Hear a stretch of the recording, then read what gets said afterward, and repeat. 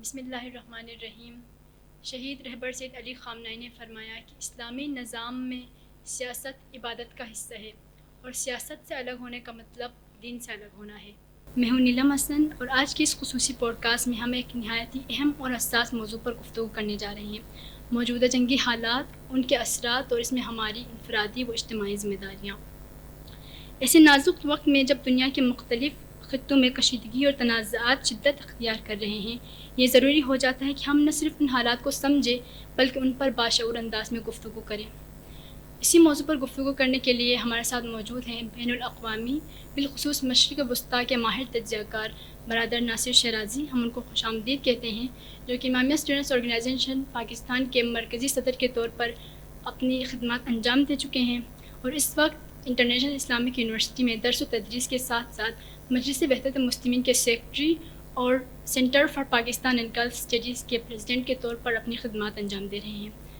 ہم آپ کو خوش آمدید کہتے ہیں، آپ کی خدمت میں سلام عرض کرتے ہیں اور آپ کے شکر گزار ہیں کہ آپ نے اپنی مصروفیات میں سے ہمارے لیے وقت نکالا۔ شکریہ۔ سب سے پہلے موجودہ جو جنگی حالات ہیں، آپ اس مرحلے پر ان کو کس نظر سے دیکھتے ہیں؟ اور جو امریکہ و اسرائیل کا ایک ہدف تھا کہ وہ رہبر سید علی خامنہئی کو شہید کر کے ایران میں ایک رجیم چینج لے کر آئیں گے، اس میں وہ پوری طرح سے ناکام ہو چکے ہیں، تو اس پر آپ کا کیا تبصرہ ہے؟ جی شکریہ۔ دیکھیے، پہلے ہمیں یہ سمجھنا ہوگا کہ یہ جنگ جو ہے یہ کیوں ہوئی، اور ایران اور امریکہ کی کیا لڑائی ہے، ایران اور اسرائیل کی کیا لڑائی ہے۔ تو آپ دیکھیں کہ کوئی زمینی تنازع ان دونوں کا نہیں ہے، ان کا آپس میں کوئی جغرافیہ نہیں ملتا، یہ کہیں بارڈر شیئر نہیں کرتے، ان کے کوئی زمینوں کے یا پیسوں کے لین دین کا بھی کوئی مسئلہ نہیں ہے، تو لڑائی مٹیریل نہیں ہے۔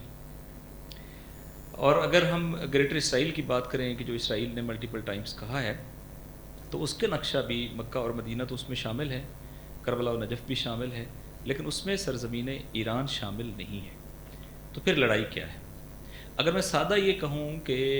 عالمی سطح پہ امریکی استعماریت کے مقابلے میں صرف ایک ملک ہے جو کھڑا ہے، جو اس کی فارن پالیسی کے مقابلے میں آزاد فارن پالیسی کی بات کرتا ہے، اپنی پالیسیز کو قرآن و سنت کے تابع جو ہے وہ بناتا ہے، اور وہ امریکی ہیجمنی اور امریکی کنٹرول کو قبول کرنے کے لیے تیار نہیں ہے، اور امریکہ اس رکاوٹ کو ہٹانا چاہتا ہے،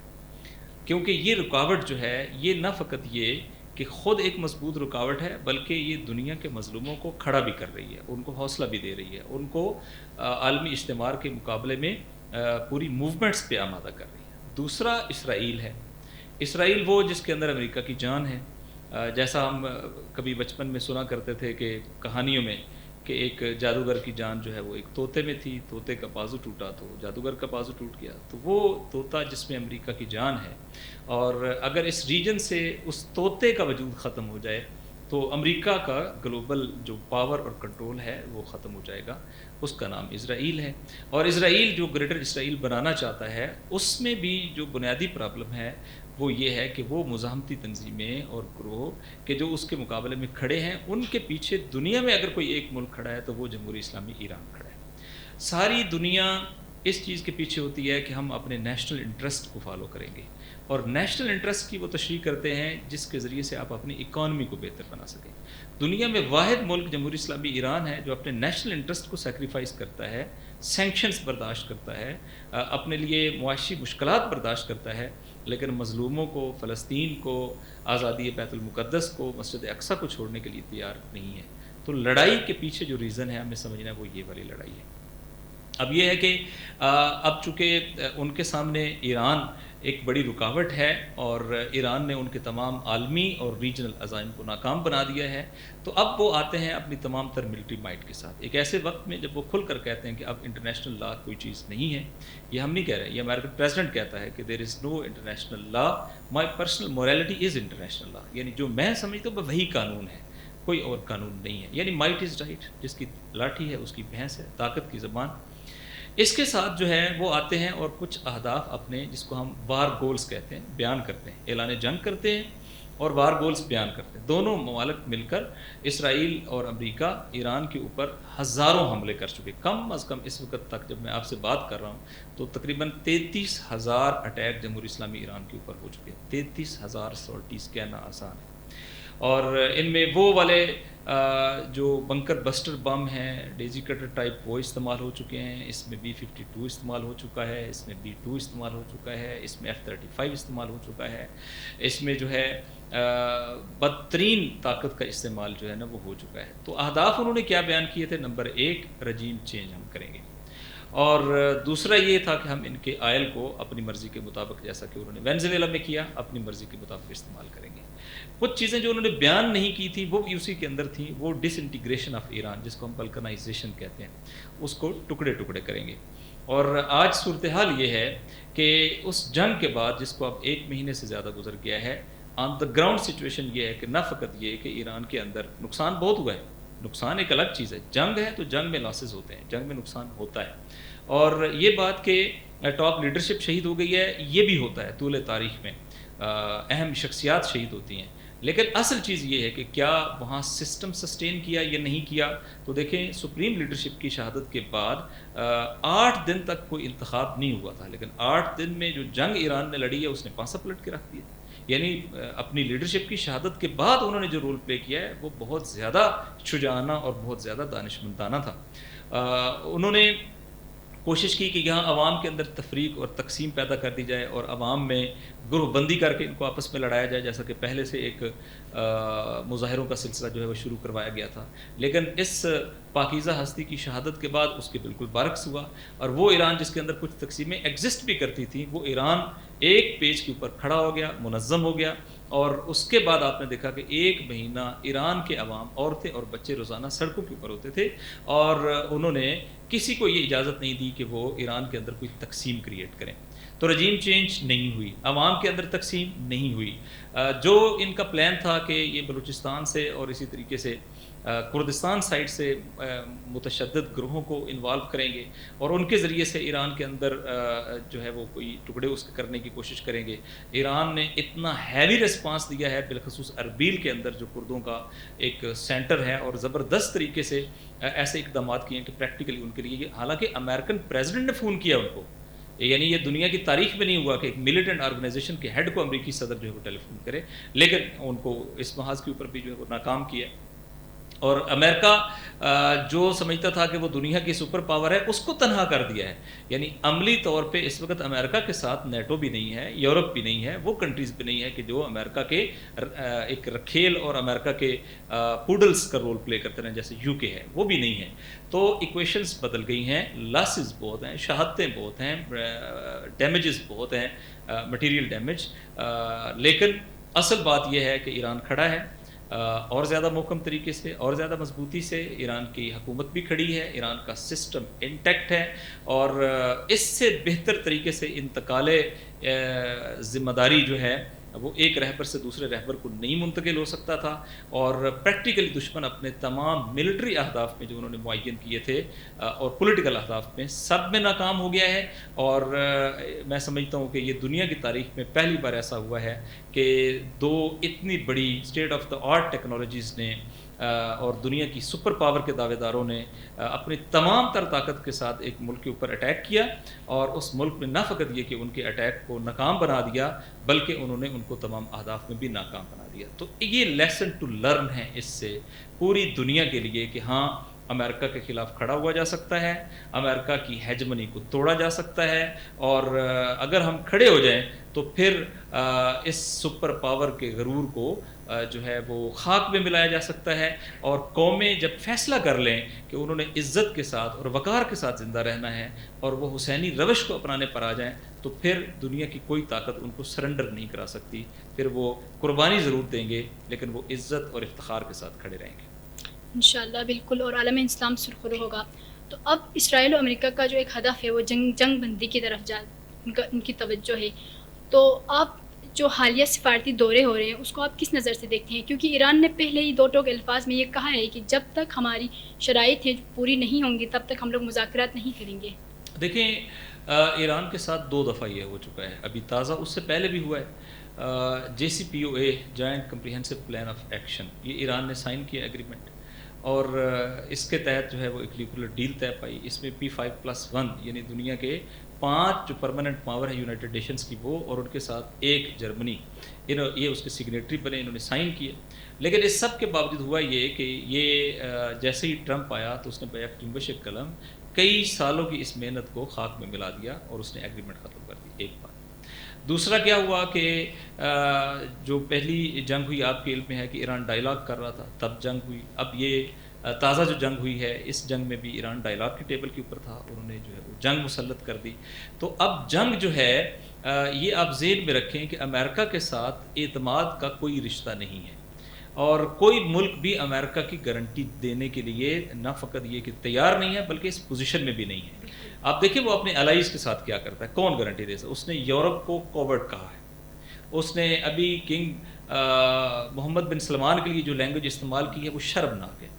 उसने अपने अलाई यूक्रेन के प्रेसिडेंट को उठा दिया अपनी महफिल से, उसने कहा मैं तुम्हारा लिबास भी पसंद नहीं करता हूँ, जाओ और मेरे पास जो है वो अपने माइन एंड मिनरल का एग्रीमेंट लेकर आओ, तब मैं तुमसे बात करूँगा। उसने कनाडा को, जो उनके अलाइज हैं, उनके साथ इस तरीके से बात की, कहा कि या हमारा सूबा बन जाओ या फिर जो है वो टैरिफ्स के लिए तैयार हो जाओ।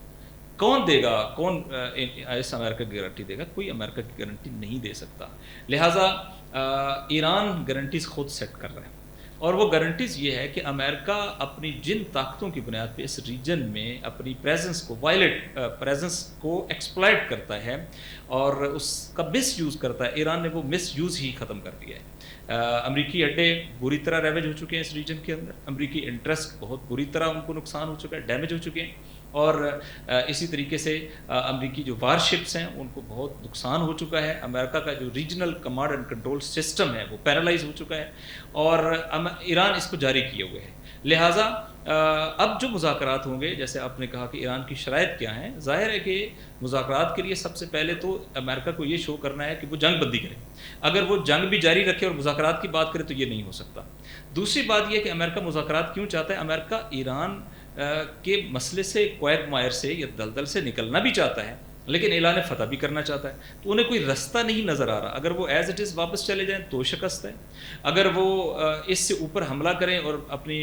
बूट्स ऑन ग्राउंड करें तो ईरानी और ज़्यादा मारेंगे, तो नई शिकस्त हो सकती है। अगर वो प्रोलॉन्ग करें तो इनकी इकॉनमीज़ जो हैं वो ड्रेन आउट कर जाएंगी, तो एक बड़े मखमसे में है। लिहाजा वो ये जो डायलॉग है बेसिकली ये है कि किसी तरीके से टाइम लिया जाए और ईरान के ऊपर कोई और बड़ा हमला करके उसको नुकसान पहुंचाने की कोशिश की जाए। तो ईरान ने डायलॉग नहीं किया है। अब ये है कि ईरान की बुनियादी शर्त क्या है? वो 3 बुनियादी चीज़ें, वैसे तो 5 है लेकिन 3 बुनियादी हैं। एक ये है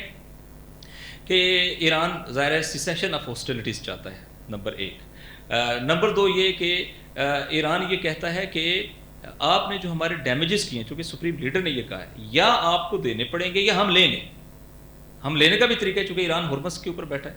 और अगर ये दोनों नहीं होंगे तो हम आपका इतना नुकसान करेंगे कि जिससे हमारा नुकसान कंपनसेट हो, हमें लगे कि उसके मुकाबले में उतना नुकसान हो गया, और ईरान ये काम कर सकता है। लिहाजा ये एक दूसरा लेवरेज है, चूँकि ईरान का जो इक्तिसादी नुकसान हुआ है उसको इन्हें कंपनसेट करना पड़ेगा। ये नहीं है कि मुज़ाकरात से पहले होगा, लेकिन ये है कि कोई प्रिंसिपल और फार्मूला तो तय पाएगा, बात तो होगी कम अज़ कम। फिर ये है कि ईरान ये चाहता है कि इस रीजन में अमरीकी बिल्डअप इस तरीके से ना हो, जैसे उन्होंने मिलिट्री बिल्डअप किया हुआ है, ये बिल्डअप इस तरीके से नहीं रहना चाहिए। ये ज़ाहिर है कि एक तीसरी इंपॉर्टेंट चीज़ है जो उन्हें वहाँ पे करनी है। और फिर ये कि जो मुज़ाकराती अमल जो इस वक्त पाकिस्तान में हुआ, ये ईरान के साथ मुज़ाकरात नहीं हैं,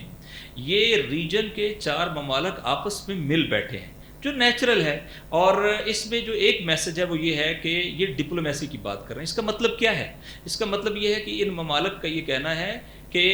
आप मिलिट्री पावर के ज़रिए से अहदाफ हासिल नहीं कर सकते और आपको अल्टीमेटली टेबल के ऊपर बैठना होगा। ये किसको है? ये बुनियादी तौर पे अमेरिका और इसराइल को है, जिन्होंने जारहियत की हुई है। ईरान तो रिस्पॉन्ड कर रहा है, जिस वक्त उसके ऊपर जारहियत रुक जाएगी, रिस्पॉन्स भी रुक जाएगा। लिहाजा अमली तौर पे ये भी अमेरिका और इसराइल ही के खिलाफ बात जाती है कि वो डिप्लोमेसी को प्रिवेल करना चाहते हैं और ये सिर्फ मिलिटरीली जो है वो चीज़ों को आगे बढ़ाना चाहते हैं। तो डिप्लोमेसी एक अलग चीज़ होती है जिसका एक पार्ट डायलॉग्स होते हैं। अल्टीमेटली डायलॉग पे आना पड़ता है, लेकिन डायलॉग पे जब आना है उससे पहले अब ईरान की प्री कंडीशंस हैं। ये प्री कंडीशंस पूरी होंगी तो डायलॉग के ऊपर बात जाएगी। और मैं समझता हूँ कि ईरान ये इक्वेशन सेट कर रहा है जिसके नतीजे में اب امریکہ اگر چاہے بھی تو وہ دوبارہ اس طرح کا حملہ اٹیک فوری نہ کر سکے. اور دوسرا یہ ہے کہ یہ جو مذاکراتی عمل یا یہ ہوتا ہے، اس کو ہم کہتے ہیں سگنلنگ ہے، کمیونیکیشنز ڈیولپ ہوئی ہوئی ہیں، اور یہ ڈپلومیسی کہتے ہیں. ڈپلومیسی کی مختلف لیئرز ہیں جس میں یہ کام ہو رہا ہے، لیکن یہ ڈائلاگ یا نیگوسیشنز نہیں ہو رہے، اور وہ اس وقت ہی ہوں گے کہ جب وہ پری کنڈیشنز فلفل ہو جائیں جس کی بنیاد پر ایران مذاکرات کی ٹیبل پر اپنے اہداف کو حاصل کر سکے، تو پھر وہ ہوگا. اور ابھی جو مجھے لگتا ہے وہ یہ ہے کہ فی الحال مذاکرات نہیں، بلکہ ایران کی ساری توجہ اس چیز کے اوپر ہے کہ وہ گراؤنڈ ریئلٹیز کو اپنے حق میں چینج کر دے تاکہ امریکہ کے پاس کوئی اور آپشن باقی نہ رہے. بالکل. تو جو ایران کے حمایتی ہیں اس وقت، جو مقاومتی تنظیمی گروہ ہیں عراق میں، لبنان میں، یمن میں، وہ اس وقت ایکٹیو نظر آ رہی ہیں. تو جو جنگ جاری ہے اس میں ان کا کیا کردار ہو سکتا ہے، کس حد تک وہ ایڈ کر سکتے ہیں اس جنگ میں اپنا؟ دیکھیے، بنیادی طور پہ عراق نے داعش کو دیکھا ہے. اس نے دیکھا ہے کہ داعش کے مقابلے میں ایران کے علاوہ کوئی ان کی حمایت کرنے کے لیے نہیں آیا تھا. اس نے دیکھا کہ امریکہ اور یورپ جو ہے یہ داعش کو فیسلٹیٹ کر رہے تھے. آج داعش کے سیرین چیپٹر کا جو ہیڈ ہے اس کو امریکہ نے خود کہا ہے کہ میں نے جولانی کو جو ہے وہ سیریا کا پریزیڈنٹ بنایا. کون ہے؟ جس کے اوپر $100 ملین امریکہ نے انعام رکھا ہوا تھا، اور یہ اس کے صدر کے اعلان ہونے کے بعد تک تھا. یہ اس کے وائٹ ہاؤس کے وزٹ سے پہلے جو ہے وہ اعلان اس کو واپس لیا گیا اور ایڈ دیے گئے ہوتے ہیں اخبارات کے اندر امریکہ کے اسٹیٹ ڈپارٹمنٹ کی طرف سے. تو انہوں نے اپنی آنکھوں سے دیکھا ہے کہ کیسے یہ قتل عام کرتے ہیں، یہ کتنے وحشی ہیں، کیسے انہوں نے جو ہے وہ دریاؤں کے پانی کو مظلوم شہداء کے لہو سے سرخ کیا، عملاً سرخ کیا. یہ محاورتاً نہیں ہے، عملاً سرخ کیا. ہم نے اپنی آنکھوں سے دیکھا ہے دیار بکر کے علاقے کے اندر کیا ہوا، اور باقی پورے اس کے اندر. تو یہ ساری کیفیت ان کو بھی پتہ ہے. اور اسی طریقے سے لبنان کو پتہ ہے کہ اسرائیل غزہ پیٹرن دہراتا ہے، اسرائیل جو ہے وہ جینوسائیڈ کرتا ہے، اور اس کے مقابلے میں سوائے مزاحمت کے کوئی اور راستہ نہیں ہے. ان سب کی مزاحمت کا جو سینٹر اور قبلہ ہے وہ جمہوری اسلامی ایران ہے. جب ہرٹ کے اوپر اٹیک ہو گیا ہے تو ان کی دوہری ذمہ داری ہوگی. ایک یہ کہ وہ اپنے ریجنل جو معاملات دیکھ رہے ہیں، ان کو یقین ہے کہ اگر خدا نخواستہ ایران کو کوئی تکلیف پہنچتی ہے تو اس کے بعد ان کی باری ہے. اور اصل بات یہ ہے کہ وہ یہ سمجھتے ہیں کہ اگر قلب اسلام کے اوپر حملہ ہو جائے تو اس وقت وہ اپنی تمام تر فیسلٹیز اور صلاحیتوں کے ساتھ جو ہے وہ اس کا دفاع کریں گے. اور یہی کام جو ہے وہ یمن نے بھی کل بیان کر دیا ہے. تو اس وقت اگر گراؤنڈ کے اوپر ہم بات کریں تو تقریباً 120 کلومیٹر بارڈر ہے لبنان کے ساتھ لگتا. یہ سارا بارڈر اس وقت ایکٹیو بارڈر ہے، اور حزب اللہ نے ایکسپوز کر دیا ہے امریکن اسرائیلی پریزنس کو، اور بہت زبردست شجاعانہ جنگ جو ہے وہ لبنان کی مزاحمت اور مقاومت لڑ رہی ہے. اور اسے اگرچہ ڈومیسٹک پریشرز بھی ہیں، پولیٹیکل پریشرز بھی ہیں، لیکن انہوں نے جنگ میں کمال کر دیا. یعنی میں آپ کو بتاؤں کہ اسرائیلی ملٹری مائٹ کا سمبل مرکاوا ٹینک ہے، اور انہوں نے ایک دن میں تقریباً 22-23 مرکاوا ٹینک، اس وقت تک وہ تقریباً 120 کے قریب مرکاوا ٹینکس جو ہے وہ تباہ کر چکے ہیں. یہ مرکاوا ٹینک کا ایک مطلب ہے، اس میں کم از کم جو افراد ہوتے ہیں وہ 7 ہوتے ہیں، اس میں 13 تک افراد کی گنجائش ہوتی ہے. اور یہ مرکاوا ٹینک جو ہے یہ ٹوٹل اسرائیل کے پاس 500 کے لگ بھگ ہیں، اور 500 میں ایک تعداد غزہ میں تباہ ہو چکی ہے، اور ایک تعداد جو ہے وہ پچھلی جنگ میں لبنان کے ساتھ تباہ ہو چکی ہے. اور اب سچویشن یہ ہے کہ ان کے پاس بیک اپ نہیں ہے، اور حزب اللہ نے ان کو گھٹنوں پہ لا کھڑا کیا ہے، جس کا آپ نے اسرائیلی آرمی چیف کی سٹیٹمنٹ دیکھی ہے، جس نے کہا کہ ہم ایٹ دا ورج ٹو کلیپس ہیں. یہ تباہی کے دہانے کے اوپر ہیں، اور یہ سروائیو نہیں کر سکتے، اوور سٹریچڈ ہیں، اور ان کے ہاں اس وقت لڑنے کی ول نہیں ہے، اور لبنان کے اندر مقاومت نے کمال کر دیا ہے. اور ایک ایسے وقت میں کہ جب وہ ادھر ایران کے ساتھ جنگ آزما تھے، اور وہ سمجھتے تھے کہ ایرانی میزائلوں کے جواب میں وہ چھپ جایا کریں گے بنکر کے اندر، اور اس طریقے سے وہاں میٹیریل لاس نہیں ہوگا اور ہیومن لاس نہیں ہوگا ان کی ملٹری کا. اب سچویشن یہ ہے کہ حزب اللہ نے ان کو ایکسپوز کر دیا ہے، چونکہ وہ ون آن ون آمنے سامنے جنگ ہے، تو وہ تو مورچوں میں بیٹھ کے نہیں لڑی جا سکتی، سامنے آنا پڑتا ہے. جب وہ سامنے آتے ہیں تو اوپر سے ایران جو ہے وہ اپنے میزائل بھی فائر کرتا ہے. تو یہ ایک سینڈوچ بن گئے ہیں. انشاءاللہ مقاومت نے وہاں جو رول پلے کیا ہے وہ اسرائیل کو بدترین بحران سے دوچار کر دیا، اور اسرائیل کے طول و عرض میں روزانہ سینکڑوں اٹیک کرتے ہیں، اور اس کے ایک حصے سے لے کے دوسرے حصے تک جو ہے وہ اپنے پن پوائنٹ اٹیکس کرتے ہیں، ٹارگیٹڈ اٹیک کرتے ہیں. یعنی ایشکلون کا پاور پلانٹ تقریباً 200 کلومیٹر ہے، انہوں نے اس کو اڑایا ہے، اور یہی اسرائیل کی اسٹریٹجک ڈیپتھ ہے. اس سے زیادہ اسرائیل کی ڈیپتھ جو ہے وہ نہیں ہے، اسی کو انہوں نے ایکسپوز کیا ہے. پھر ہم یہ دیکھتے ہیں کہ جو وعدے انہوں نے اپنی قیادت کے ساتھ کیے تھے، سید حسن کے ساتھ کیے تھے، وہ پورے کرتے نظر آتے ہیں. اپنے خون سے مقاومت کے شجر کو آبیاری کرتے اور دشمن کو جو ہے وہ بدترین شکست دیتے ہمیں نظر آتے ہیں. پھر اگر آپ بات کریں عراق کی، تو عراقیوں کو یہ پتہ ہے کہ اس کے بعد کربلا و نجف کی باری ہے. یہ دجلہ و فرات کہتے ہیں، وہ کربلا و نجف ہے. اور مقدس مقامات کی حفاظت بھی، جمہوری اسلامی ایران کی حفاظت بھی، یہ ایک ہی چیز اس وقت بن گئی ہے. لہٰذا وہ بھی میدان کے اندر ہیں اور وہ امریکہ اور ان کے حواریوں کے انٹرسٹ کو بھرپور نشانہ بنا رہے ہیں. وہ ایک ایک دن میں کئی درجن اٹیکس کرتے ہیں اور بہت شہادتیں دی ہیں انہوں نے اس امریکہ کے ساتھ مقابلے میں. لیکن پریکٹیکلی اس وقت عین الاسد کا اڈہ خالی ہو چکا ہے. جو وکٹوریا بیس ہے وہ بڑی حد تک یعنی آپ سمجھیں کہ اس کی جو کیپیسٹی ہے وہ 80% نیچے آ چکی ہے. ان کا جو انفراسٹرکچر ہے وہ تباہ ہو چکا ہے. اربیل کا اڈہ ایک دن میں کئی بار اٹیک ہوتا ہے. ان کے جو بیسز ہیں ان کے ساتھ ساتھ ان کے سفارت خانے وہ لمیٹڈ ایکسیس کے اوپر کام کر رہے ہیں یا خالی ہو گئے ہوئے ہیں. تو قونصلیٹ ان کے خالی ہو گئے ہوئے ہیں. عملی صورتحال عراق کے اندر جو ہے وہ مقاومت نے زبردست رول پلے کیا ہے اور انہوں نے اپنا فرض جو ہے وہ ادا کیا ہے. اور کل چونکہ یمن ابھی صرف یہ فیزز ہیں، ابھی اگر آگے چلے گی یمن تو یمن کو آپ ایکٹیولی دیکھیں گے اور یمن بھی فیزز وائز ہی آئے گا. لیکن یمن نے جو میسج دیا ہے، جب ان سے سوال کیا گیا کہ آپ کیوں آئے ہیں اس جنگ کے اندر، یہ تو آپ کی جنگ نہیں ہے، تو انہوں نے کہا کہ یہ سوال نہیں ہے، سوال یہ ہے کہ امریکہ کیوں آیا ہے اس خطے کے اندر جب یہ اس کا خطہ نہیں ہے. اور انہوں نے ایک آزاد مسلم ملک کے اوپر اٹیک کیوں کیا ہے جبکہ ان کو اس کا کوئی حق نہیں ہے. اگر آپ جنگ کر سکتے ہیں اور ایک آزاد مسلم ملک کے اوپر حملہ کر سکتے ہیں تو ہم دفاع بھی کر سکتے ہیں. لہٰذا ہم دفاع کے اندر کھڑے ہیں اور ہم اپنا خون دیں گے، لیکن اس دفاع سے پیچھے نہیں ہٹیں گے. ان دا نٹ شل یہ ہے کہ ہم سنتے تھے کہ امریکہ نے دنیا کی اقتصادی پابندیاں لگا دیں، سینکشنز کر دیے، اس کا محاصرہ کر لیا. اس وقت ایران نے امریکہ اور اس کے سارے حواریوں کا محاصرہ ہرمز سے کیا ہوا ہے. اور اگر جو ہے وہ جنگ اسکلیٹ کرتی ہے تو پھر یمن اس پوزیشن میں ہے کہ وہ مندب اسٹیٹ کو بھی بلاک کر دے. اس طرح پوری دنیا کی شہرت جو ہے وہ ایران اور اس کے حمایتیوں کے قبضے میں آ جائے گی اور امریکہ ایک بدترین فیلئر سے دوچار ہوگا. میں سمجھتا ہوں انہوں نے میسج دے دیا ہے. ابھی مراحل بہت سارے باقی ہیں اور یہ جنگ آئندہ کے مراحل میں نئی شکلیں جو ہے وہ بدلے گی. بالکل، جیسے کہ آپ نے فرمایا کہ جو دنیا کی جو مین شہرت ہے وہ ایران کے اس میں آ رہی ہے، حمایت کنٹرول میں آ رہی ہے. تو موجودہ حالات کو دیکھتے ہوئے اگر ہم اسٹریٹ آف ہارمز کی بات کریں تو اس کی اسٹریٹجک جو اہمیت ہے اس کا اندازہ پوری دنیا کو ہو گیا ہے. اور اگر اس جنگ کے بعد اسٹریٹ آف ہارمز پر مکمل طور پر ایران کا کنٹرول ہو جاتا ہے تو اس کی خطے پر کیا مثبت اثرات مرتب ہو سکتے ہیں؟ دیکھیں، ایران اس کے لیے تیار ہے کہ ایران پہلے سے اس کی ایفیکٹو پالیسنگ کر رہا ہے اور کنٹرول ہے اس کا. اس کے 30 آئلینڈ ہیں اس ریجن کے اندر اور امریکنز یہی چاہتے ہیں کہ وہ یا تو آئلینڈس کو ٹیک اوور کریں یا ایران کے انفلوئنس کو وہ کرب کریں. اور ایران نے کہا ہے کہ چونکہ وہ اس ایریے میں آپ کو سیکیورٹی پرووائڈ کرے گا تو وہ اس پہ چارجز لے گا اور کنٹرول کرے گا. اب یہ کنٹرول صرف چارجز کا میٹر نہیں ہے. اس کنٹرول کا مطلب یہ ہے کہ اگر امریکہ یہاں شپس کے ذریعے سے ملٹری اکوپمنٹ لانا چاہے گا تو وہ اس کو نہیں لانے دیں گے. اور اگر یہ ممالک جو ہے وہ کوئی ایسی چیز امریکہ کی طرف بھیجنا چاہیں گے کہ جو عالم اسلام کے انٹرسٹ کے خلاف ہے تو یہ اس کو نہیں جانے دیں گے.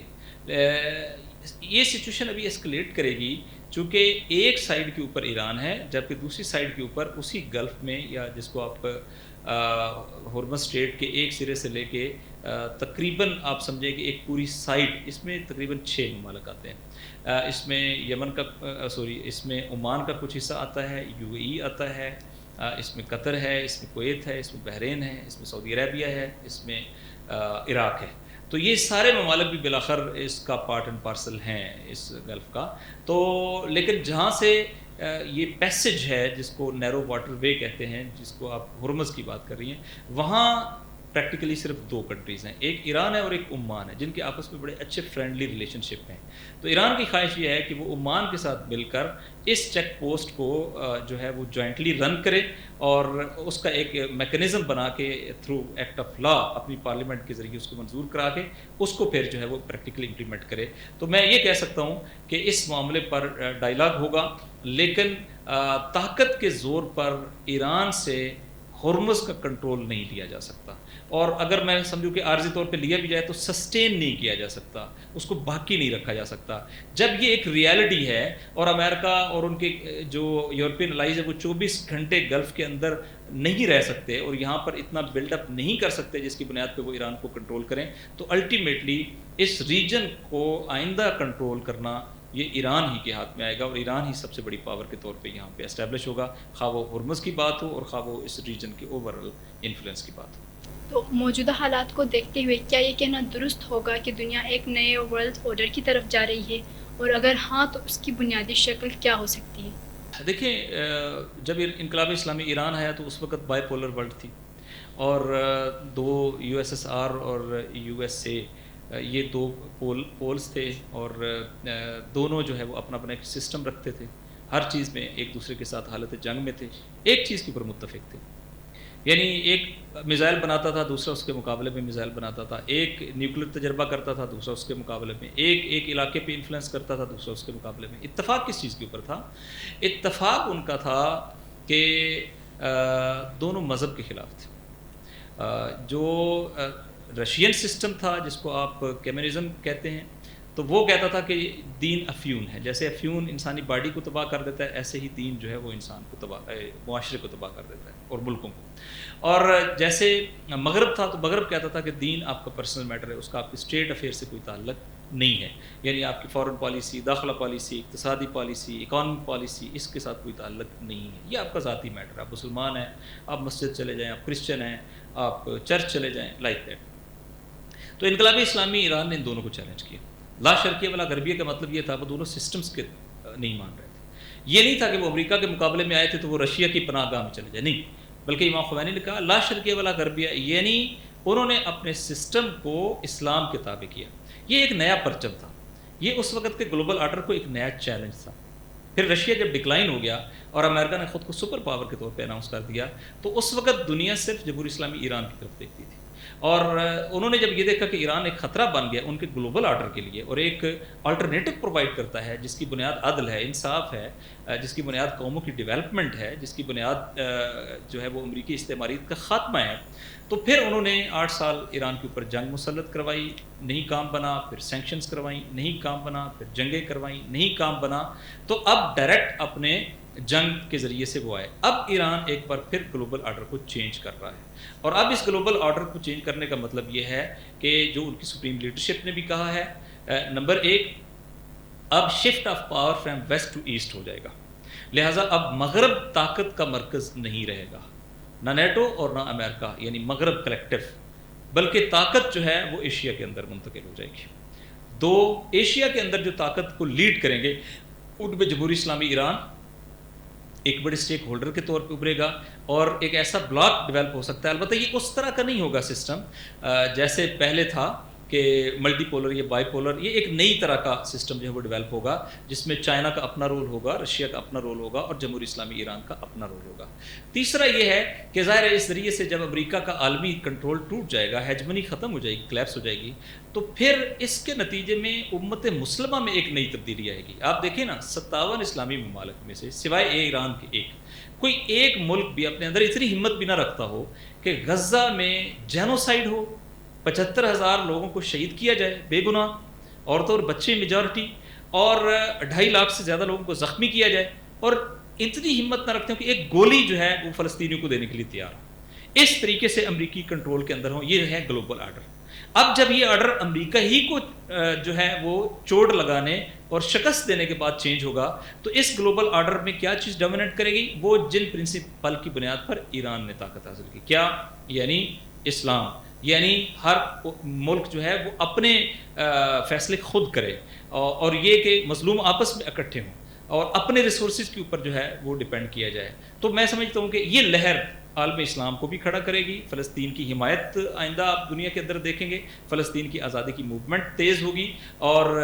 ایک گلوبل اویکننگ جو ہے وہ کریٹ ہوگی امریکی استعماریت کے مقابلے میں، جس میں ایک لیڈنگ رول جو ہے وہ ایشیا سائڈ سے ہوگا، اور اس میں بھی کوئی شک نہیں ہے کہ یورپ اور امریکہ کے اندر سے بھی وہ جو زندہ ضمیر لوگ ہیں وہ اس موومنٹ کو سپورٹ کریں گے، اور امریکن یہ والی جو امپیریلزم ہے جس میں اس وقت پوری دنیا ایک طاقتی نظام میں ہے، جس کو ہم کہتے ہیں کہ یونی پولر سسٹم، یہ بہرحال حتماً کولیپس کر جائے گا، اور آئندہ ملٹیپل سٹیک ہولڈرز ڈیولپ ہوں گے، جس میں جمہوری اسلامی ایران اپنے ان پرنسپلز کے ساتھ ایک بڑے سٹیک ہولڈر کے طور پہ عالم اسلام کو اور دنیا بھر کے مظلوموں کو کھڑا ہونے کا راستہ دیتا نظر آئے گا۔ جیسے کہ آپ نے پاور شفٹ کی بات کی اور ہم نے نیو ورلڈ آرڈر کی بات کی، تو اس نیو ورلڈ آرڈر میں پاکستان کی کیا پوزیشن ہوگی، اور اس صورتحال میں پاکستان جیسے ملک کے لیے کیا چیلنجز ہیں اور کیا مواقع میسر ہیں؟ لہٰذا پاکستان کا نظریہ اور جمہوری اسلامی ایران کا نظریہ بہت حد تک قریب ہیں، یعنی تھیوری کے اندر۔ اب پریکٹیکلی پاکستان اس کو عمل نہ کر سکے ایک الگ بات ہے، لیکن ان تھیوری وہ بھی اسلامی جمہوری عمل کے دعوے دار ہیں، اور ہم بھی اسلامی جمہوری عمل کے دعوے دار ہیں۔ پھر نیبرز ہیں، پھر پاکستان کے اندر جو ہے وہ جمہوری اسلامی ایران کے لیے ایک بہت زبردست سپورٹ جو ہے وہ پائی جاتی ہے۔ تو گلوبل چینج میں پاکستان کی بہت ساری مشکلات، چونکہ پہلے پاکستان امریکی اثر میں ایران سے نہیں لیتا، انرجی نہیں لیتا۔ پاکستان اقتصادی طور پہ کیوں ترقی نہیں کر سکتا؟ چونکہ اس کے پاس انرجی نہیں ہے۔ لہٰذا سب سے پہلے یہ ہے کہ اس نئی ڈیولپمنٹ کے نتیجے میں ایک نئی برج کریٹ ہو سکتی ہے۔ پاکستان برج ہے چائنا اور ایران کے درمیان، اور یہ برج جو ہے یہ اگر اس کو ہم عمومی طور پہ جو ہے وہ ڈائمنڈ رنگ بھی کہتے ہیں، ڈائمنڈ رنگ میں یہ 4-5 کنٹریز شامل ہیں۔ اگر یہ آپس میں ایک دوسرے کے ساتھ وسائل شیئر کریں تو یہ ایک بڑا مضبوط بلاک بن سکتا ہے، جس میں چائنا ہے، رشیا ہے، پاکستان ہے، ایران ہے، افغانستان ہے، اور ایک آدھ کنٹری ان کے ساتھ اگر اور مل جائے تو ہر وہ ضرورت جو ایک بلاک کو طاقتور ہونے کے لیے، مثلا یوتھ ان کے پاس ہے، انرجی ان کے پاس ہے، ٹیکنالوجی چائنا کے پاس ہے، ملٹری پاور رشیا کے پاس ہے، اور یہ مل کر ناقابل تسخیر ہو سکتے ہیں۔ تو میں سمجھتا ہوں پھر چیزیں اس طرف بھی جائیں گی، پاکستان اپنی نظریاتی اساس کی طرف دوبارہ رجوع کرے گا، چونکہ میں نے آپ کو بتایا کہ ایران کی فتح کے نتیجے میں ایران کی آئیڈیالوجی پوری دنیا میں اپنی جگہ بنائے گی، تو پاکستان آلریڈی اس کی آئیڈیالوجی سے متاثر ہے۔ پاکستان میں آپ نے شہید قائد علامہ عارف حسین الحسینی کو سنا ہے، پاکستان میں اس آئیڈیالوجی کو سنا ہے کہ جو بنیادی طور پہ وہی نظریہ ہے جو جمہوری اسلامی ایران کے اندر آیا، اور پاکستان میں بھی اس کے اثرات ہیں۔ تو میں سمجھتا ہوں کہ پاکستان عالم اسلام کا ایک نیوکلیر کنٹری ہے، پاکستان کے لوگ جو ہیں وہ مثبت ہیں، تو مجموعی طور پہ فضا جو ہے وہ یہ ہوگی کہ پاکستان اور ایران کی کولیبریشن ایگزسٹ کرے گی، ریجنل الائنس ایگزسٹ کرے گا، اور اس ریجنل کولیبریشن کے نتیجے میں یہ دنیا کے اندر ایک بڑا مضبوط نیوکلیر پاور ہے، پاکستان ایک مضبوط رول پلے کرتے نظر آتے ہیں۔ جی بالکل، آپ نے کہا کہ ایران پاکستان ایک نیوکلیئر پاور ہے۔ اگر ہم ایٹمی ہتھیار کے ایٹمی پروگرام کے تناظر میں بات کریں تو شہید رہبر نے واضح طور پر یہ فتویٰ دیا تھا کہ ایٹمی ہتھیار کا استعمال اور ان کا بنانا حرام ہے، پھر بھی ایران اس وقت بغیر کسی ایٹمی ہتھیار کی جنگ لڑ رہا ہے، بلکہ اگر ہم کہیں جیت رہا ہے تو درست ہوگا۔ کیا یہ جنگ ایران کو ایٹمی ہتھیار بنانے کی طرف دھکیل رہی ہے، اور اگر ایران یہ قدم اٹھاتا ہے تو اس کے خطے پر کیا اثرات مرتب ہو سکتے ہیں؟ دیکھیے یہ ڈیسیژن چونکہ پولیٹیکل نہیں ہے، یہ ڈیسیژن بنیادی طور پہ نظریاتی اور دینی ہے، منابع کی بنیاد پہ، اور یہ امام خمینی کا فتویٰ تھا، اور یہ ویپن آف میس ڈسٹرکشن کے حرام ہونے کے تحت ہے۔ چونکہ جب نیوکلر اٹیک ہوتا ہے تو پھر آپ فرق نہیں کر سکتے کہ سویلین کہاں ہیں اور فوجی کہاں ہیں اور کمبیٹنٹ کہاں ہیں اور ملیٹنٹ کہاں ہیں، وہ پوری بستی جلا دیتے ہیں۔ تو ایسی چیز جو اسلام میں جائز نہیں ہے، یہ فتویٰ ہے، اور اسی فتوے کی بنیاد پہ وہ امام خامنائی نے بھی اس کو لیڈ کیا تھا۔ اب یہ ہے کہ ایک چیز جو اس کے بارے میں یعنی میری طرف سے یہ کہنا تو قبل از وقت ہوگا، ایران نے یہ بھی ثابت کر دیا ہے 12 روزہ جنگ میں بھی، دنیا کی تاریخ میں پہلی بار ہوا کہ 2 نیوکلیر پاورز نے ایک نان نیوکلیر کنٹری کے اوپر اٹیک کیا، اور اس نے 12 دن کے اندر جو ہے وہ ان دونوں کو شکست دے دی۔ تو یہ بھی ایک ہے کہ عموماً ہم ڈیٹرز پڑھاتے ہیں کہ جس کے پاس نیوکلیر ہوتا ہے وہ نان نیوکلیر سے فتح حاصل کرتا ہے، یہاں نیوکلیر کنٹری سے شکست کھا گئے اور نان نیوکلیر نے ان کو ڈیٹر کر دیا۔ اب یہ ہے کہ کیا چینج آ سکتی ہے فتوے میں؟ ظاہر ہے یہ علماء کا کام ہے، لیکن میری جو بعض شخصیات سے بات ہوئی انہوں نے اس ایک نقطے کی طرف اشارہ کیا ہے، میں صرف اتنا ہی اشارہ کرتا ہوں، وہ یہ ہے کہ مثلا کچھ چیزیں کھانا حرام ہے، فرض کریں حرام ذبیحہ جس کا نہ ہوا ہو وہ گوشت اس کا کھانا حرام ہے، تمام فقہاء کا فتویٰ ہے، لیکن تمام فقہاء اس پہ اتفاق ہیں کہ اگر سچویشن ایسی ہو کہ انسان کی زندگی منحصر ہو جائے اس کے اوپر، کہ اگر وہ یہ نہ کرے یا اس کا نہ کھائے تو جتنی مقدار میں کھانا اس کے لیے ضروری ہے اتنی مقدار میں وہ ضروری ہو جاتا ہے، جان بچانا واجب ہے، ٹھیک ہے۔ یہ ایک امکان ہے کہ کیا ایسی سچویشن ہو سکتی ہے اور حکم اس لحاظ سے بدل سکتا ہے، اگر سچویشن بدل جائے تو پھر حکم شرعی بھی بدل سکتا ہے۔ اور ایک دوسرا اس میں سوال ہے وہ یہ کہ کیا آج نیوکلر کی جو ٹیکٹیکل نیوکلر ویپن جس کو ہم کہتے ہیں ایسی شکلیں آ گئی ہیں کہ جس سے وہ ویپن آف میس ڈسٹرکشن نہ رہے بلکہ وہ ایک کنٹرولڈ ویپن بن جائے اور پھر اس کا استعمال جو ہے وہ کیا جا سکے۔ تو یہ دونوں چیزیں ہیں کہ جسے فقہا نے جو ہے وہ جواب دینا ہے، اور اس کے لیے میرا خیال ہے کہ ایران اور عالم اسلام بھی نئی سپریم لیڈرشپ کی طرف دیکھے گا جو اپنی ذات میں خود ایک فقیہ ہیں، اور لیکن یہ جو دو سوال ہیں یہ میں سمجھتا ہوں کہ بہت ساری چیزوں کو اوپن کرتے ہیں۔ ایک دلچسپ پہلو یہ بھی ہے موجودہ حالات کو دیکھتے ہوئے جو نیٹو ممالک ہیں جو امریکہ کے حمایتی تھے وہ اس وقت مکمل طور پر امریکہ کی حمایت کرتے ہوئے نظر نہیں آ رہے، اس کو آپ کس نظر سے دیکھتے ہیں؟ اور جو اسلامی ممالک ہیں ان کی خارجہ پالیسی کو آپ کس نظر سے دیکھتے ہیں اس وقت؟ دیکھیں انہیں تو اندازہ تھا کہ یہ ایک خودکش مشن ہے اور امریکہ ایک کنویں میں چھلانگ لگانے جا رہا ہے، تو کوئی بھی اپنی دوستی میں یہ نہیں چاہے گا کہ اس کے ساتھ کنویں میں چھلانگ لگائے، اور وہ اتنے مخلص بھی نہیں ہیں کہ وہ امریکہ کو چھلانگ لگانے سے روکیں۔ اور جو کچھ امریکہ نے نیٹو کے ساتھ کیا ہے ان چند دنوں کے اندر، اس کو بزدل کہا، ان کی لیڈرشپ کی توہین کی، ان کے دفاعی اقدامات کی توہین کی، ان سے گرین لینڈ لینے کی بات کی، تو ان کے لیے اب اوپن ہے کہ Trump is not a reliable person, ٹھیک ہے، وہ اس سے لڑنا نہیں چاہتے لیکن وہ اس کو ساتھ نہیں دینا چاہتے۔ اور دوسرا یہ ہے کہ یہ قرآنی اصول بھی ہے، ہم یہ سمجھتے کہ یہ آپس میں اکٹھے، یہ اکٹھے نہیں ہوتے، یہ آپ کے مقابلے میں اکٹھے ہوتے ہیں، ان کے اندر بہت زیادہ ڈویژنز ہیں، اس سارے مرحلے میں وہ ڈویژنز ایکسپلائٹ ہو گئی ہیں اور ان کو اندازہ ہو گیا ہے کہ وہ آئندہ کی دنیا کی پاور نہیں ہے۔ تو اس کا خلاصہ ہم یہی کر سکتے ہیں کہ ان کے ڈفرینسز بھی سامنے آ گئے ہیں، اور اب اللہ کرے کہ ادھر جو ہے وہ آپس میں یونٹی کی طرف بات چلی جائے اور یہ سمجھ جائیں، اس نوشتہ دیوار کو پڑھ لیں عالم اسلام کہ ہم آپس میں یونٹی کے ذریعے سے ہی معاملات کو حل کر سکتے ہیں۔ تو میں سمجھتا ہوں کہ آئندہ کی جو فیوچر ایکویشنز اس میں یہ بڑا پازیٹیو رول پلے کر سکتے ہیں۔ اور اگر ہمیں یہ بتائیں کہ اس وقت ایران پر نیوکلیئر اٹیک کے کتنے % چانس ہے؟ جیسے کہ کل بھی ہم نے خبروں میں دیکھا کہ کچھ وزراء ہیں جو وہ یونائٹڈ نیشنز سے استعفیٰ دے رہے ہیں، وہ اس بات کی طرف اشارہ کر رہے ہیں کہ ہو سکتا ہے کہ امریکہ نیوکلیئر اٹیک کرے ایران پر، تو اس پر آپ کا کیا تفصیل ہے؟ دیکھیں ایک تو وحشت گری کی طرف اشارہ کرتا ہے کہ یہ اتنے وحشی ہیں کہ یہ چیز سوچ سکتے ہیں، اس طرح انسانوں کو زندہ جلانا سوچ سکتے ہیں۔ دنیا کی تاریخ میں نیوکلیئر اٹیک 2 باری ہوا ہے، دونوں بار امریکہ ہی نے کیا ہے چند دنوں کے وقفے کے ساتھ، دنیا میں کسی اور نے نہیں کیا۔ دوسری بات یہ ہے کہ کیا امریکہ نیوکلیئر اٹیک کی طرف جا رہا ہے، یہ خود اس بات کو انڈیکیٹ کرتا ہے کہ اعتراف شکست ہو گیا ہے، یعنی آپ دیگر ذرائع سے اگر ایران پر فتح حاصل نہیں کر سکے تو اب آپ نیوکلیئر استعمال کرنا چاہتے ہیں، یہ بھی ایک اس کا نتیجہ ہے کہ اعتراف شکست ہے اس کے اندر۔ تیسرا یہ ہے کہ کیا وہ نیوکلیئر اٹیک کر بھی سکتے ہیں، تو اس سے پہلے ہمیں یہ دیکھنا ہوگا کہ ایران کیا کر سکتا ہے۔ تو ایران نے جیسے ہم کہتے ہیں نا کہ ہماری پریسٹیج کہوٹا کے اندر ہے، تو اسرائیل کی پریسٹیج جو ہے وہ ڈیمونا کے اندر ہے۔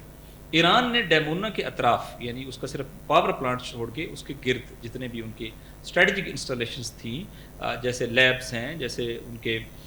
سیکیورٹی کے ہیں، جیسے ان کے ریسرچرز ہیں، ان سب کو ہٹ کیا ہے اور بڑا ہیویلی ڈیمیج کیا ہے، اور یہ دکھایا ہے کہ آپ کا نہ سسٹم ہمیں روک سکتا ہے، نہ ڈیفنس روک سکتا ہے، اور آپ کے اوپر ہمیں کوئی نیوکلر اٹیک کرنے کی ضرورت نہیں ہے، بلکہ یہ جو ڈیمونا کا پلانٹ ہے اگر آپ اس کو ہٹ کر دیں تو یہی آپ کا نیوکلر حملہ ہے، چونکہ ڈیمونا کے پلانٹ جو ہے وہ پورے اسرائیل کو نیوکلر تابکاری جو ہے اس میں غرق کرنے کی صلاحیت رکھتا ہے، تو ان کے لیے یہی نیوکلر حملہ ہے۔ لہٰذا اس وقت لیوریج الٹا ایران کے پاس ہے کہ وہ ایک ایسی جگہ کو ہٹ کر سکتا ہے کہ جس سے اسرائیل کے لیے ایسے ہی ہو جائے گا جیسے وہ نیوکلر حملے کی زد میں آ گیا ہے، اور وہ خود انہوں نے یہ آگ لگائی ہوگی جس کی زد میں وہ خود آئیں گے۔ اب یہ کہ ادھر خود مین لینڈ ایران کے اوپر، تو میری معلومات بعض یہ ہیں کہ چائنا اور رشیا نے بھی کنوے کیا ہے امریکہ کو کہ کنونشنل وارفیئر تو ٹھیک ہے، لیکن اگر آپ نان کنونشنل میں جائیں گے اور نیوکلر یوز کریں گے تو یہ چونکہ پھر گلوبل سیکیورٹی جو ہے وہ تھریٹن ہو جائے گی، لہٰذا ہم آپ کو اس کی اجازت نہیں دیں گے، اور جو گلوبل ایک توازن قائم ہوا ہے ایک سیکنڈ ورلڈ وار کے بعد کے کوئی نیوکلر ہتھیار استعمال نہیں کرے گا تو کم امکان لگتا ہے نیوکلر ہتھیار کے استعمال کرنے کا. مگر یہ کہ وحشی ہو جائے اور کوئی چیز بھی انہیں سمجھ میں نہ آ جائے اور انہوں نے فیصلہ کر لیا ہو کہ ہم نے پوری دنیا کو بھسم کرنا ہے اور اس کی بھی پرواہ نہ کریں کہ باقی ممالک کیا کریں گے, تو ایسا ایک وہ صورت ہے, ادروائز بہت کم امکان.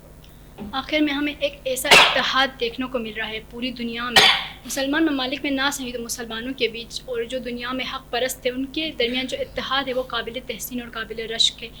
اس میں ہماری کیا ذمہ داری بنتی ہے, اور ہماری عوام, پاکستانی عوام اور جو دنیا بھر میں جو لوگ ہیں ماشاء اللہ سے اپنی بساط کے مطابق پوری کوشش کر رہے ہیں, کوئی ڈونیشنز جمع کر رہے ہیں, کوئی سوشل میڈیا پر حق کے لیے اپنی آواز بلند کر رہے ہیں.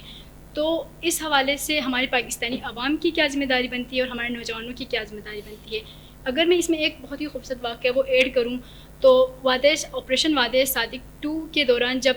ایک نان بائی ہیں ان کو یہ خبر دی جاتی ہے کہ آپ کے بھائی شہید ہو چکے ہیں, تو وہ ان بہت ہی خوبصورت جواب دیتے ہیں وہ کہ یہ جو جہاں پہ میں کھڑے ہو کے روٹی بنا رہا ہوں یہ اس وقت میری فرنٹ لائن ہے اور میں اس مورچے کو خالی نہیں چھوڑوں گا. اور وہ وہاں سے نہیں گئے اور وہاں پر اپنی ڈیوٹی انجام دیتے رہے. اسی طرح ان جنگی حالات میں ہم سب کی بھی ایک فرنٹ لائن ہے جہاں سے ہم نے اپنی ڈیوٹی انجام دینی ہے. تو اس حوالے سے آپ ہمارے ناظرین کو کیا پیغام دینا چاہیں گے؟ دیکھیں, یہ جنگ جیسے میں نے پہلے بتایا یہ عالم اسلام کی جنگ ہے, یہ تمام زندہ ضمیروں کی جنگ ہے, اور جمہوری اسلامی ایران پوری انسانیت کی ویلیوز اور اقدار کی جنگ لڑ رہا ہے. جیسا ہم نے بتایا کہ اس کی کوئی ذاتی لڑائی نہیں ہے, یہ آزادی فلسطین کی لڑائی بھی ہے, یہ مظلومین غزہ کی لڑائی بھی ہے, یہ مظلومین بیت المقدس کی لڑائی بھی ہے. لہٰذا اور اس کے علاوہ یہ ہے کہ ایران ایک بند کی صورت ہے. بند جیسے دریا میں جب اوور فلڈنگ ہوتی ہے تو بند اس کے پانی کو روکتا ہے بستی میں آنے سے, چونکہ اگر بند ٹوٹ جائیں تو پھر بستیاں ویران ہوتی ہیں. اگر ایران کا بند ٹوٹتا ہے تو پھر یہ عالم اسلام کا کوئی ملک بھی نہیں بچے گا, یہ تمام عالم اسلام میں ڈس انٹیگریشن کریں گے. لہٰذا ہم جب بینگ پاکستانی دیکھتے ہیں تو بھی ہمیں پتہ ہے کہ یہ پاکستان کی سلامتی کے لیے بھی, یعنی ایران کے اگر ڈس انٹیگریشن کریں گے تو وہ بلوچستان کو توڑیں گے, وہ پاکستان کے ٹکڑے کریں گے, وہ کردستان بنائیں گے تو وہ ترکی کے اور عراق کے ٹکڑے کریں گے اور دیگر ممالک کے ٹکڑے کریں گے. تو ایران کے ساتھ کھڑے ہونا دراصل پاکستان کے ساتھ کھڑے ہونا ہے, اپنی سالمیت کے ساتھ کھڑے ہونا ہے, عالم اسلام کی یونٹی کے ساتھ کھڑے ہونا ہے. دوسرا یہ ہے کہ فلسطین کے ساتھ کھڑے ہونا ہے, بیت المقدس اور آزادی مسجد اقصیٰ کے ساتھ کھڑے ہونا ہے. تیسرا یہ ہے کہ ظلم کے مقابلے میں کھڑے ہونا ہے, مظلوم کے ساتھ کھڑے ہونا ہے. لہٰذا ہر لحاظ سے پاکستانی امت اور پاکستان, چونکہ میں نے پہلے کہا کہ یہ ایک آئیڈیالوجیکل کنٹری ہے, تو آئیڈیالوجی سے اگر یہ ڈسکنیکٹ ہو جائے تو یہ ایسے ہی ہے جیسے کسی درخت کو اس کی جڑوں سے کاٹ دیں تو وہ سوکھ جاتا ہے, یہ پھر ایسے ہی ہے جڑوں سے کٹا ہوا. تو پاکستان کی آئیڈیالوجی پاکستان بننے سے پہلے قائد اعظم محمد علی جناح نے 1939 میں اور اس سے پہلے 36 میں یوم القدس بنانے کا اعلان کیا تھا. قائد اعظم پہلے دن سے, پاکستان بننے سے بہت پہلے آل انڈیا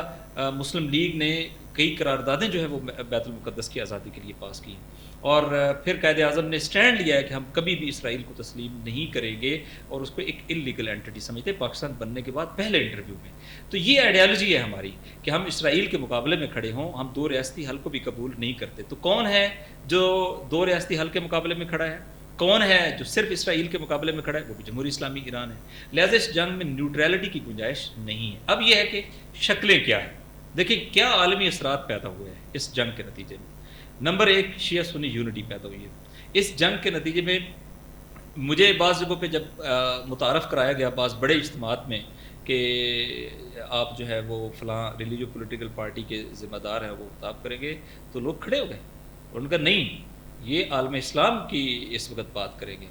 یہ ہم, کیونکہ آیت اللہ سید علی خامنائی اس وقت اہل تشیع کے لیڈر نہیں تھے, وہ عالم اسلام کے لیڈر تھے. لہٰذا یہ چینج ہے پوری دنیا کے اندر. آج اگر کوئی تفریق کی بات کرے تو لوگ اس کا گریبان پکڑتے ہیں. اس کو حفظ کرنا, تاکہ دشمن اب کیا کرے گا, وہ کوشش کرے گا کہ جو ہے فرقہ وارانہ مسائل چھیڑے, وہ فرقہ پرست گروہوں کو جو ہے ایکٹیویٹ کریں گے. لہٰذا ہمیں اس فضا کو محفوظ رکھنا. نمبر 1, یہ شہید وحدت ہے. شہید وحدت کا فتویٰ تھا کہ اہل سنت کے مقدسات کی توہین حرام ہے. یہ اس فتوے نے شیعہ اور سنی کو اکٹھا کیا, اور آج پاکستان میں ان کی شہادت سے جو عالمی اثرات بھی ہیں, ہمیں اس کو. نمبر 2, ظلم ستیزی. ظلم کو کسی بھی شکل میں قبول نہیں کرنا. اس کے مقابلے میں کم از کم دل پھر جہاں بول سکتا ہے وہ بولے گا, جو لکھ سکتا ہے وہ لکھے گا, جو کانفرنس کر سکتا ہے وہ کانفرنس کرے گا, جو سیمینار کر سکتا ہے وہ سیمینار کر سکے گا, جو ریسرچ کر سکتا ہے وہ ریسرچ کرے گا. لہٰذا ہر ایک اس جنگ میں اپنا کوئی نہ کوئی مورچہ پکڑے گا اور اس میں اپنا رول جو ہے وہ پلے کرے گا ظلم کے مقابلے میں. تیسرا, حقیقت کو بیان کرنا. جمہوری اسلامی ایران, اس کے موقفات, اس کی مظلومی, اس کے سکولوں کے اوپر ہونے والے حملے, یہ ہیومینیٹیرین گراؤنڈ ہے. اس ہیومینیٹیرین گراؤنڈ کو بہت کھل کے ہمیں بیان کرنے کی ضرورت ہے, بالخصوص ISO کو, کیونکہ وہ طالب علم جو مارے گئے, وہ جو میناب کے اندر شجرہ طیبہ سکول کے اندر شہید ہوئے, ان کا پیغام ہے, وہ پیغام حریت ہے, وہ پیغام ہے مظلومی کا. ہمیں اس کو پورے ملک پہ اور پوری دنیا کے اندر جب وہ پھیلانا چاہیے. پھر یہ ہے کہ یہ پیغام ایک اور چیز بھی رکھتا ہے کہ امریکہ جیسے نظر آتا ہے ویسا نہیں ہے, نہ قابل اعتماد ہے اور نہ وہ ایسی چیز ہے جس سے ڈرا جائے. جمہوری اسلامی ایران نے امریکہ کی طاقت کا سحر جو ہے وہ پاش پاش کر دیا ہے. لہٰذا اس فنامنے کو, اس تصور کو پوری دنیا میں پینیٹریٹ کرانے کی ضرورت ہے, تاکہ امریکہ سے حکومتیں خوف نہ کھائیں, لوگ امریکہ سے نہ ڈریں, نہ امریکہ کے اوپر اعتماد کریں. جب امریکہ کے اوپر اعتماد نہیں کریں گے تو دشمن کے اوپر اعتماد نہیں کریں گے. یہ اس کی ایک دشمن کے طور پہ شناخت جو ہے یہ بہت ضروری ہے. اگر میں ان دا نٹ شیل بیان کروں تو ایک بڑا مورچہ آپ کا یہ ہے کہ بیانیے کی جنگ. اور بیانیے کی جنگ میں جو جس طرح اپنا رول پلے کر سکتا ہے, آپ نے پوڈ کاسٹ کے ذریعے سے کیا, کوئی اس کی تشہیر کے ذریعے سے کریں گے, کوئی جو ہے وہ اپنے بیان کے ذریعے سے, کوئی اپنے موبائل کو اپنا اسلحہ بنائیں گے, اس کے ذریعے سے پازیٹیو پیغام پہنچائیں گے, انقلاب کے پیغام پہنچائیں گے, اس ریزسٹنس کے پیغام کو آگے پہنچائیں گے. وہ اس ذریعے سے وہ جو ایک تحریک وہاں پہ ہو رہی ہے اس کے اثرات کو منعکس کریں گے پاکستان کی سرزمین پر. یہ اگلی جنریشن تک بات جانی ہے, وہ ان کو آمادہ اور تیار کریں گے. تو میں سمجھتا ہوں ہر بندہ اس جنگ کے ساتھ اٹیچ رہے, اس جنگ کے ساتھ متعلق رہے, اس جنگ میں اپنی صلاحیتوں کے مطابق اپنی ذمہ داری کی شناخت کرے. تو جو طالب علم ہے اس کے پاس بھی رستہ ہوگا, فائنینشیل بھی اپنی جگہ پر موجود ہے, جیسے ہم بھی مختلف جگہوں پہ کر رہے ہیں, فائنینشیل بھی کرنے کی ضرورت ہے. لیکن اصل چیز یہ ہے کہ وہ جن اصولوں کے لیے انقلاب اسلامی یہ قربانی دے رہا ہے ان اصولوں کو بیان کیا جائے, اور اس جنگ میں ان کی اچیومنٹس کو بیان کیا جائے, اور دشمن کی جو شکستیں ہو رہی اس کو بیان کیا جائے, اور جو کیفیات جنریٹ ہوئی ہیں ان کی حفاظت کی جائے, تاکہ عالم اسلام کے اندر ایک نئی طرح کی یونٹی اور وحدت جو ہے وہ وجود میں آئے, اور امریکہ اور استعماریت کے مقابلے میں ایک نئی طرح کا ولولہ جدوجہد کرنے کا وہ بھی ہمارے درمیان جو ہے وہ آئے. اور ایک یہ کہ یہ جب لوگ جنگ کر رہے تھے تو ان کا تعلق قرآن سے کیا تھا, اہل بیت سے کیا تھا, دعا سے کیا تھا, مناجات سے کیا تھا. یہ تعلق ہے جو انہیں جنگ کے اندر اتنی طاقت عطا کرتا ہے. یہ تعلق ہمیں اپنا بھی مضبوط کرنا پڑے گا. ہم برادر ناصر شیرازی, سابق مرکزی صدر ISO پاکستان کے نہایت ہی شکر گزار ہیں ایک بار پھر کہ آپ نے اپنی مصروفیات میں سے ہمارے لیے وقت نکالا.